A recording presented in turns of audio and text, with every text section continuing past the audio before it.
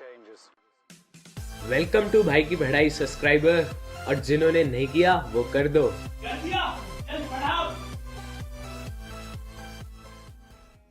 यारो मुझे पता है कल तुम्हारा एग्जाम होगा और आज तुम बीकेपी को बिंज वॉच मार रहे होगे, लेकिन थोड़ा सब्र करो, रेस्ट लो। चलो अब मेरे साथ डीप ब्रेथ्स लो। इन, आउट, इन, आउट। देखा, सारा स्ट्रेस गायब हो गया। और अब हम इस वीडियो में भी यही सीखेंगे कि सांस कैसे लेते हैं। चलो फिर शुरू करते हैं। टॉपिक का नाम है रेस्पिरेशन।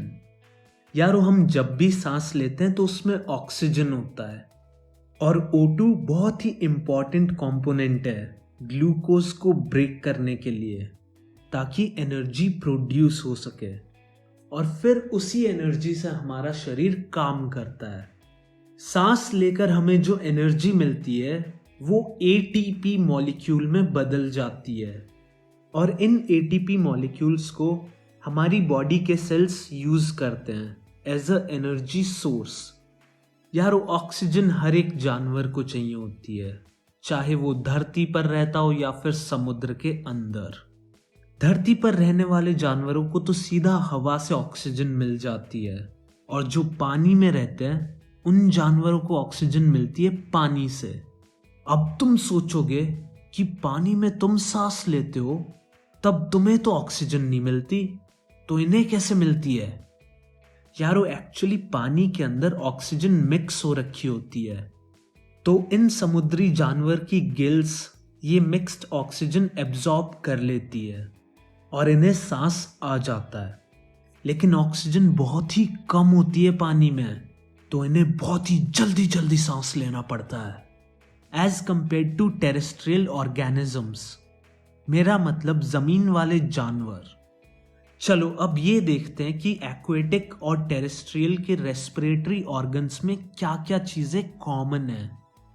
फर्स्ट है कि इन दोनों के ही रेस्पिरेटरी ऑर्गन्स का सरफेस एरिया बहुत ज्यादा होता है, ताकि ये ज्यादा से ज्यादा ऑक्सीजन कैप्चर कर पाए।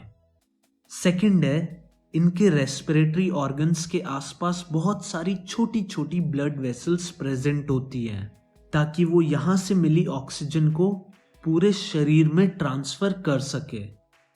थर्ड, इनके रेस्पिरेटरी ऑर्गन्स बहुत ही नाजुक होते हैं, जिस वजह से ये बॉडी के अंदर पाए जाते हैं, ताकि ये इजीली डैमेज ना हो।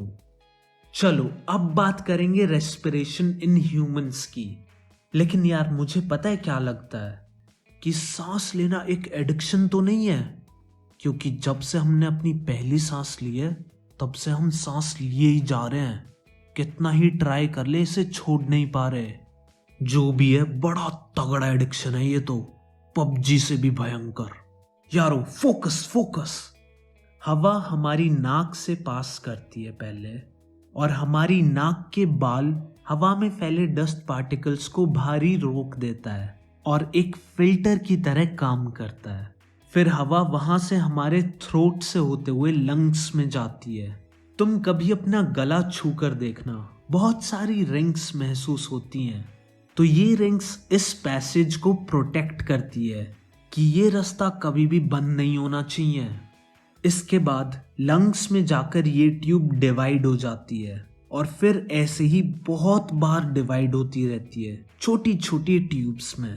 इन ट्यूब्स के एंड पर जाकर रास्ता खत्म हो जाता है। वहां छोटे छोटे बहुत सारे बैलून्स टाइप प्रेजेंट होते हैं, जिन्हें एल्वोली बोलते हैं। यहाँ पर ऑक्सीजन का लेन देन होता है, और इसके पीछे होती है बहुत सारी ब्लड वेसल, जिससे सारी ऑक्सीजन ब्लड में सप्लाई हो जाती है, जो जाती है फिर पूरी बॉडी में।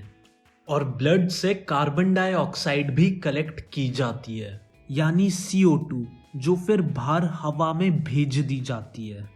देखा, इजी प्रोसेस है। हाँ भाई लोग, जरा ये डायग्राम याद कर लेना।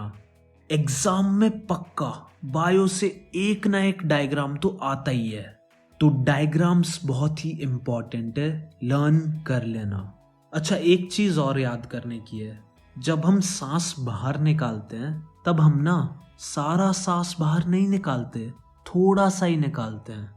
तो जो बची हुई एयर हमारी लंग्स में होती है उसे हम रेजिडुअल वॉल्यूम ऑफ एयर बोलते हैं। यार, वो हमारे ब्लड में हीमोग्लोबिन होता है जो आरबीसी में प्रेजेंट होता है।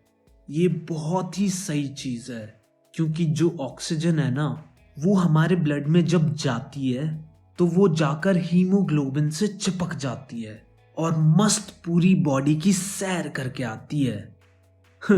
ऑक्सीजन के मॉलिक्यूल को तो ये एक वाटर स्लाइड जैसा लगता होगा। चलो यार, बहुत पढ़ लिए, अब मिलेंगे अगले एपिसोड में।